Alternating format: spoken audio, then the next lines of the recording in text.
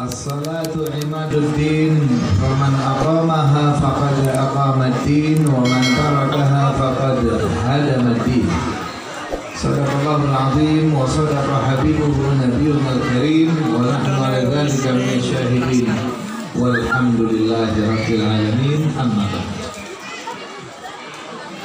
Yang saya hormati dan yang saya muliakan segenap para habaib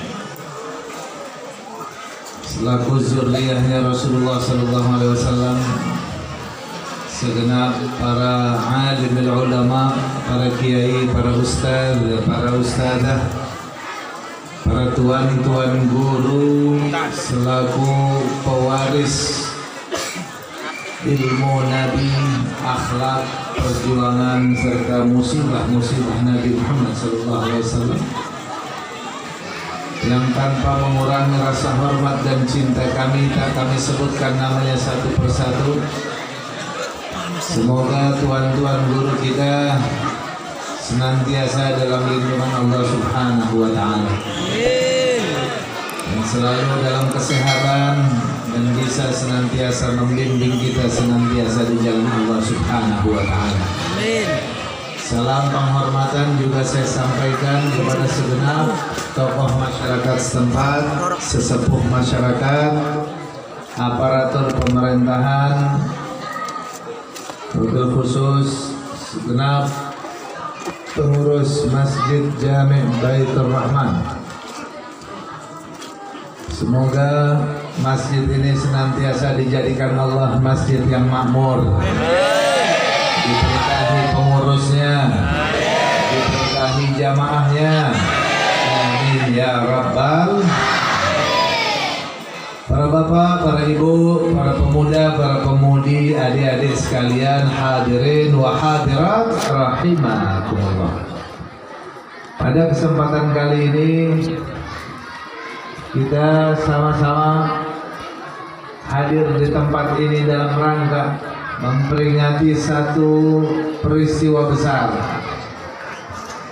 yakni peristiwa di Isra dan di Mi'rajkannya Nabi kita Sayyiduna Muhammad Sallallahu Alaihi Wasallam, di mana peristiwa ini direkam oleh Allah Subhanahu Wa Taala dalam Al-Quran Al-Karim.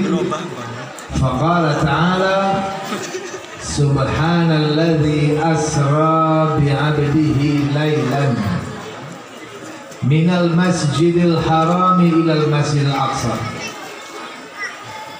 Subhanalladzi asra, maha suci dia yang mana telah menjalankan hambanya laylan, di malam hari, minal masjidil haram, dari masjidil haram di Makkah, ilal masjidil aqsa, sampai ke masjid al-aqsa, alladzi barakna haulahu, yang mana telah kami berikan keberkahan di sekelilingnya, sekeliling masjidil aqsa, linuriyahu min ayatina, supaya kami perlihatkan kepada beliau Rasul min ayatina, sebagian besar tanda-tanda kebesaran kami. Innahu huwas sami'ul basir, sesungguhnya Allah maha mendengar lagi maha melihat. Subhanallah. Saudara sekalian, ayat ini Allah rekam dalam Al-Quran. Allah kaitkan peristiwa tersebut. Saya bahasnya biar nggak melebar kemana-mana. Bicara sholat udah pada sering, orang udah pada tahu, betul? Isra Mi'raj udah pada ngerti. Saya mau bahasnya hubungan antara Masjidil Haram dengan Masjid Al-Aqsa-nya saja, tentang Palestina kira-kira begitu. Kenapa ini ayat nempel? Seakan-akan nggak bisa dipisahkan antara Masjidil Haram dan Masjid Al-Aqsa. Kenapa Isra dan Mi'raj tidak minal Masjidil Haram, misalnya ilal Masjid Nabawi, walaupun dulu belum ada Masjid Nabawinya? Atau kenapa nggak ke daerah yang lain? Kenapa? Kenapa nggak dari Masjidil Haram ke Goa Hiro atau Goa Sur? Goa Surnya belum ada peringatan mungkin, tapi Goa Hiro-nya sudah. Tapi kenapa minal Masjidil Haram ilal Masjid Al-Aqsa? Saudara sekalian, Allah katakan Masjid Al-Aqsa itu alladzi barakna haulahu, yang mana telah kami berikan keberkahan, barakna haulahu, di sekeliling Masjidil Aqsa telah Allah berikan keberkahan. Artinya itu negeri kalau diurut-urut semuanya negeri yang berkah, negeri suci, tanah suci. Mari kita perhatikan Bapak Ibu sekalian, Masjidil Aqsa, Nabi kita pernah memberikan penjelasan ketika sahabat bernama Abu Dzar Al-Ghifari bertanya kepada Nabi Muhammad SAW. Apa kata Sayyidina Abu Dzar? Sayyidina Abu Dzar bertanya kepada Rasul tentang Masjid Al-Aqsa. Nabi Muhammad SAW menjawab, ditanya oleh Abu Dzar, ayyu masjidin wudi'a fil ardi awwala, masjid apa yang pertama kali diletakkan oleh Allah di muka bumi? Ayyu masjidin wudi'a fil ardi awwala. Nabi Muhammad menjawab, Al-Masjidul Haram. Yang pertama kali adalah Al-Masjidul Haram. Lalu Sayyidina Abu Dzar bertanya lagi, summa ai, lalu apa setelah Masjidil Haram? Nabi menjawab, Al-Masjidul Aqsa. Masjid Al-Aqsa, masjid kedua yang diletakkan di muka bumi. Lalu Sayyidina Abu Dzar bertanya lagi, kam kana bainahuma, berapa jaraknya antara pembangunan masjid, antara peletakan Masjidil Haram dan Masjidil Aqsa, jaraknya berapa lama? Nabi Muhammad menjawab, arba'una sanah, 40 tahun.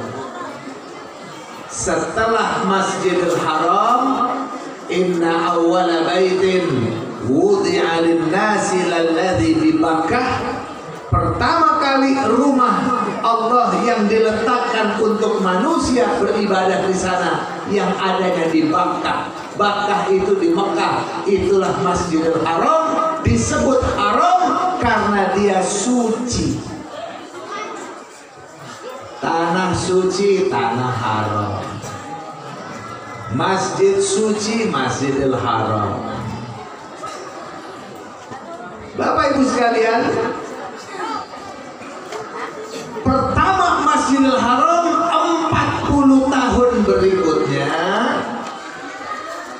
disitulah Allah Subhanahu wa Ta'ala memerintahkan kembali di Masjidil Aqsa supaya diletakkan di sana. Daerah itu masjid, namanya Masjid Al-Aqsa.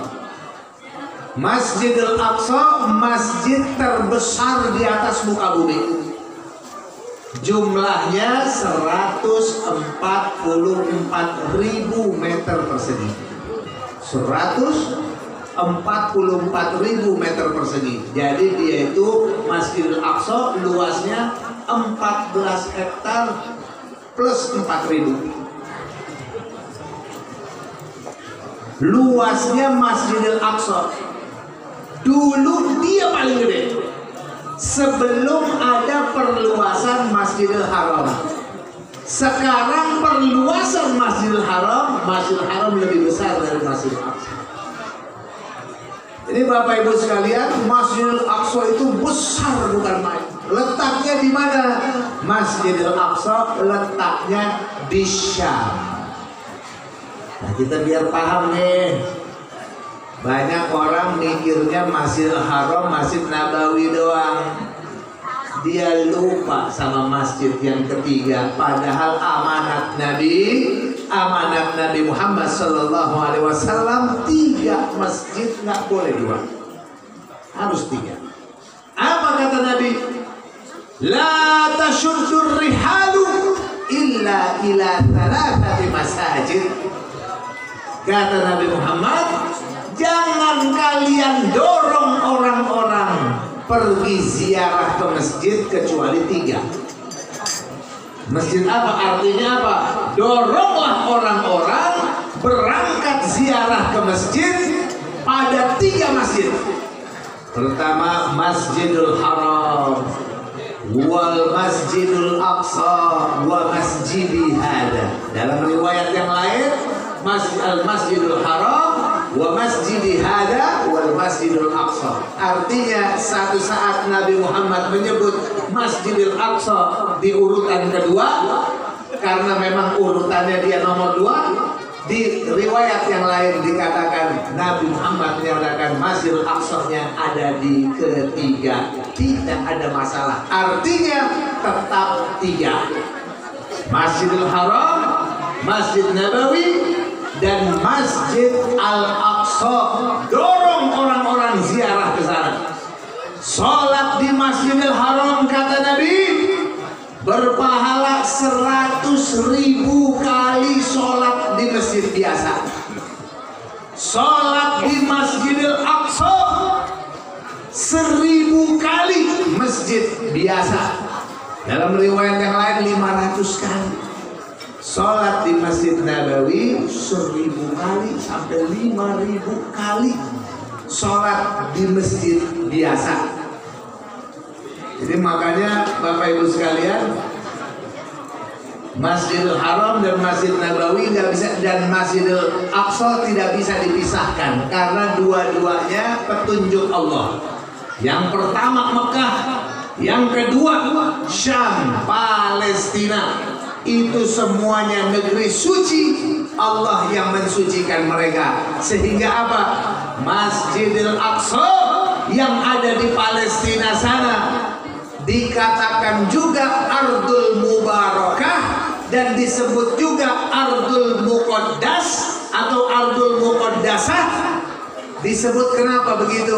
Karena tidak ada satu nabi pun yang tidak datang ke Masjidil Aqsa. Harus setiap nabi pengemban risalah wajib datang ke Masjid Al-Aqsa, wajib, termasuk Nabi Muhammad SAW di saat Isra dan Mi'rajnya. Itu menunjukkan beliau adalah nabi,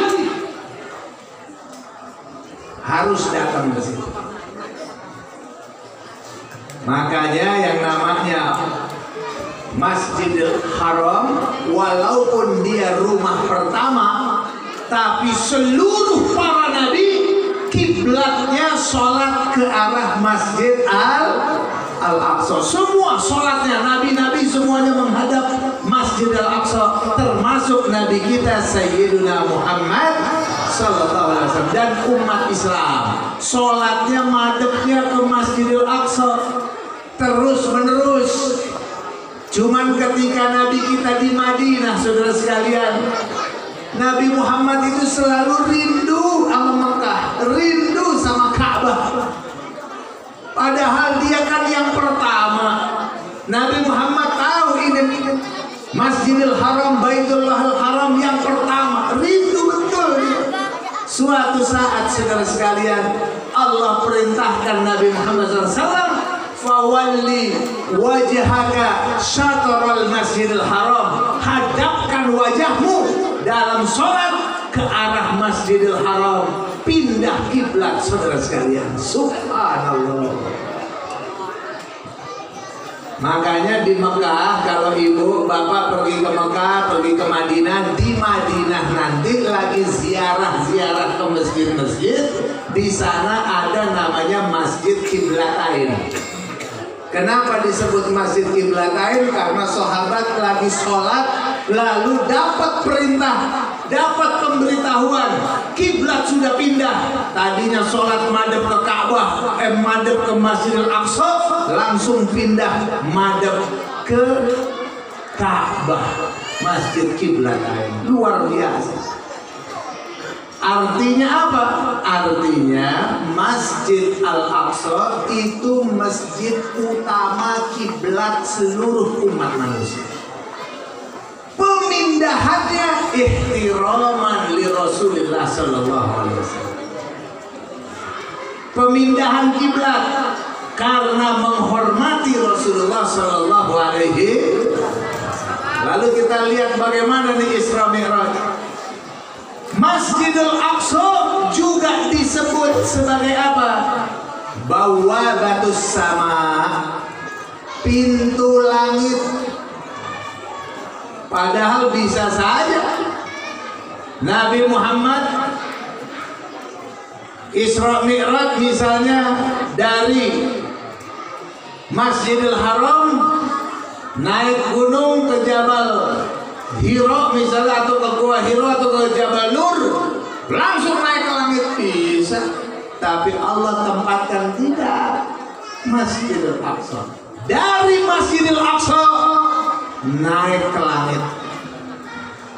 Makanya disebut, para ulama katakan yang mau langit Masjidil Aqsa itu tempatnya, bawabatus sama. Makanya Imam Ghazali, Abu Hamid Al-Ghazali, beliau itu menulis kitab Ihya Ulumuddin di Masjid Al-Aqsa, tempat dia khalwat di sana.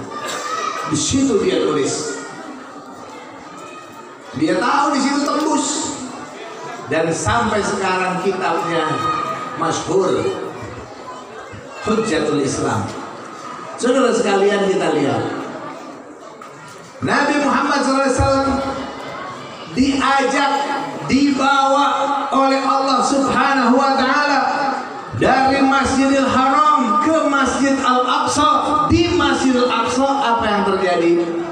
Nabi kita disambut oleh seluruh Nabi dan Rasul. Lalu Nabi kita diperintah untuk memimpin sholat, jadi imamnya. Semua Nabi, Nabi Adam, Nabi Nuh, Nabi Idris, Nabi Syu'aib, Nabi Ibrahim, Nabi Musa, Nabi Isa, semua makmum. Nabi Muhammad jadi imam. Itu menunjukkan dia Imamul Anbiya, Sayyidul Anbiya wal Mursalin. Ada berapa Nabi dan Rasul? 124.000 Nabi dan Rasul ikut sholat jadi makmum bersama-sama Nabi Muhammad Sallallahu Alaihi Wasallam di Masjid Al-Aqsa.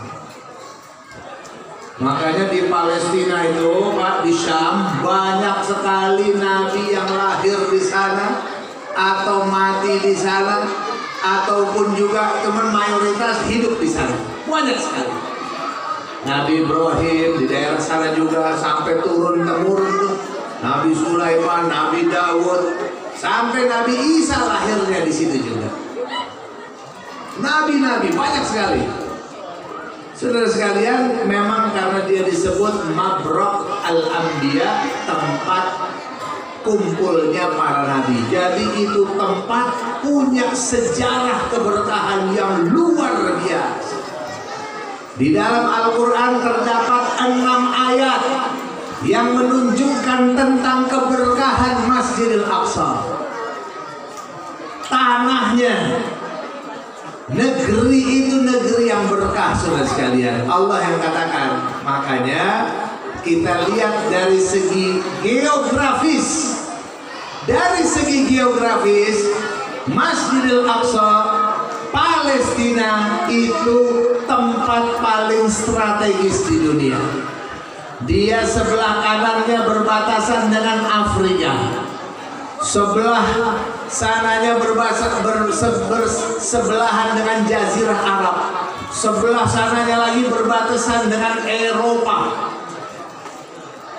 Ini jadi tempat paling strategis di dunia, dan dari zaman dulu selalu raja-raja imperator selalu ingin menguasai tempat itu. Artinya siapa orang menguasai Palestina berarti dia akan menguasai dunia.